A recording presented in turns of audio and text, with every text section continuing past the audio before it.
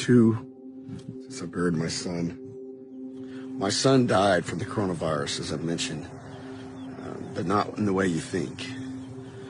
The human condition is not to be socially isolated. And I heard someone say, well, it's like summer for these kids. It's not like summer for these kids. It's just not. Anybody says it's an idiot. This is not summer.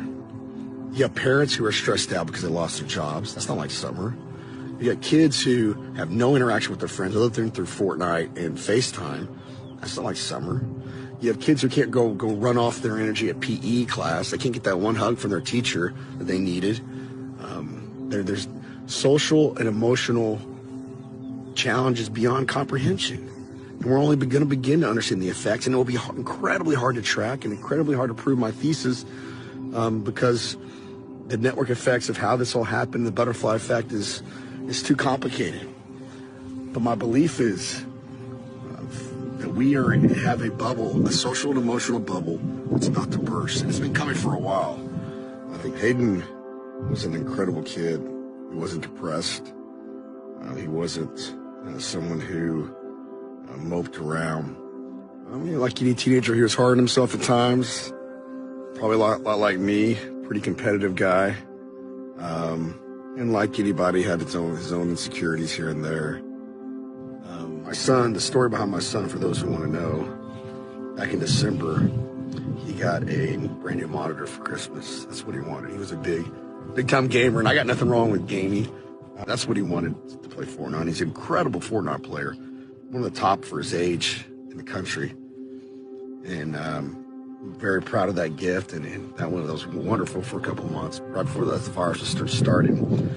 Back in February, like I used to do when I got mad at Mike Tyson's Punch-Out or whatever it was, he got mad at Fortnite, turned around and chunked that controller over his head again, just like I used to do, and hit smack in the middle of that monitor, broke it. And we told him, son, you can't do that. I don't care about the monitor, but I care about how you react. It's just, you can't do that. Or you're not getting another one. Sorry, dude. And he negotiated and tried every which way to convince us, talking to my dad, we call him Pee-Pee, trying to get him to fix it. And you can't fix those new LCD monitors, or not cheaply at least. And, but we said, you know what, if you opportunity to learn a lesson, do some hard work of your own, do some more chores around the house, you treat your sister nicer, maybe we'll talk about it, we'll get you one. And he held up his end of the bargain. February, March, he worked his butt off, did some things around the house, did many things around the house. I could see just a wonderful change in how he treated his sister, which brother and sisters always fight. There's nothing unusual about that, but just learning. He was evolving. He was growing. He was becoming a man, 12-year-old boy. And, a week and a half ago, we had a wonderful day. Me and Hayden were supposed to go get haircuts at my office. Both of us were getting shaggy as can be. And my water in my well went out. And, I needed help to fix it, so I called the smartest guy I know, which was my dad. And I hadn't seen him because of the virus. I hadn't allowed him to go to work. I said, you got to work from home, man. I was worried about my dad just like everybody else. But he came over, helped me fix the well. Man, it was a beautiful sunny day. We had a glorious time. Me, Hayden, and him fixing it. My dad even gave him a little mission that he had to watch something on the well. He was real proud of that. And I remember Hayden come up to me in the kitchen. I gave him the biggest hug, and I kissed him on the hair. I hugged him tight for some reason. I didn't know what the last time I'd hug him. My dad did the same, and we talked some more. And Hayden went upstairs to his room. My dad had to go. I had to take a phone call. April went to go pick up a friend. The social isolation, we kind of reached a point where we felt like it was counterproductive. So we're going to let her have her friend spend the night, and they were going to get some food. And my dad left. April left. I went into my room real quick. Just my little daughter, me, and Hayden were at home. I took a call. It took about 25, 30 minutes. Walked outside, and my 8-year-old daughter came down the stairs and said, Hayden hung himself. And I ran upstairs. tried. I want nobody ever feels to see what I saw, to feel this pain. I want nobody.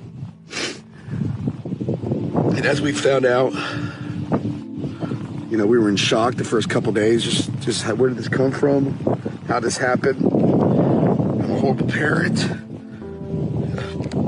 Horrible. And come to find out that he had broke his monitor again.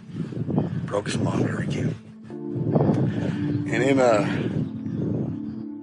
just a rash of emotion and probably anger at himself, and maybe scared to get in trouble and embarrassed and all these emotions, you know, I went in his closet and rudimentally did something that I know he regrets. The kicker of it was 3 days before his 13th birthday, and he was so excited about that birthday.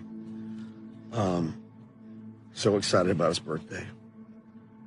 And he was going to get a controller, some new controller that was going to really make his Xbox game better, or his Fortnite game better. And so when he broke his monitor, I believe he felt like he ruined his party.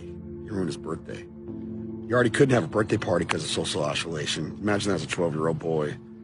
You know, that's got to be. Those are the things you look forward to as a kid.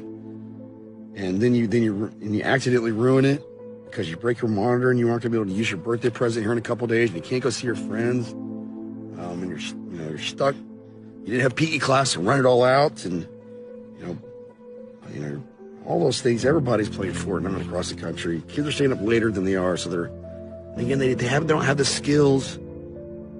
We as a society, me as a parent, us as parents haven't necessarily given them all the tools to properly handle. And in that moment, probably not understanding the finality of the situation, went in the closet and got himself in a situation I believe he couldn't get out of, and might have been an accident. My 8-year-old daughter saw some of it. We don't know exactly what. We'll let the counselors, professionals help us in that. But I know when she saw blood coming out his nose, she came and got me. She did the right thing. I don't think she even knew what was happening. She knew blood. She came and got me, ran upstairs. I didn't have my cell phone on me. And I told her, go get my cell phone downstairs. And she ran downstairs just like an amazing human being and got it for me. And I happen to have an AED, an automatic electronic defibrillator, in my house. And I said, go get that medical thing out of the pantry. She'd never seen it and didn't know what it was. And she brought that to me. Very proud of her. She was ready to execute. And I said, hey, you go outside and go. I'd called 911 by this point. I said, go outside, keep the door open, and wait for the cops. Wave them down. She ran outside as fast as she could. One thing I'm just immensely proud of her about is during that moment, about a year ago, we had done some training at my house. I'm a West Point grad, and probably should have done more training, but I said, hey, if there's ever an issue, you go run over to this guy's house, and if there's ever another issue, or if you can't get him, you go run to this guy's house. And rather than just waiting outside, this little girl, 8 years old last September, ran to my neighbor's house, got my neighbor, ran to the other neighbor's house and got them. And as I was giving CPR, I was on the verge of collapsing. Literally was on the verge of collapsing. I was praying to God just to give me the strength. I never knew how hard that is. And out of nowhere, and my neighbors appeared and helped me take over and help us try to save him. Social isolation is hard enough for adults. It's even more for our kids. And I've been saying COVID killed my son. I believe it, but not how we think. I believe my son would be alive today if he was in school. And that's not to discount the massive suffering around the world around this virus. I thank you all for listening to me. I need to get this off my chest. I'm now one of Hayden's soldiers, who is a soldier of God. And what's a horrible tragedy, I'll be damned if I don't make this a little bit better. And politicians, for those of you who made the decisions you made, I know you're not perfect, but there's got to be accountability. And not accountability like I'm doing it in a bad way. Accountability in what's legally right, and my rights as a citizen, which is to speak out, which is to influence change. And if I don't think you're a good enough leader, I can spend my pocketbook and my time and my effort to get you out of there. I want my son, his memory, to be the last mistake he ever made. Nobody wants that. I don't. But I want his memory to be that smile. I want his memory to be his heart, his dedication, his tenacity. And I want his memory to be that he made a big difference in the world, lit a flame, spark around the world. I love you all. Thank you all for your support.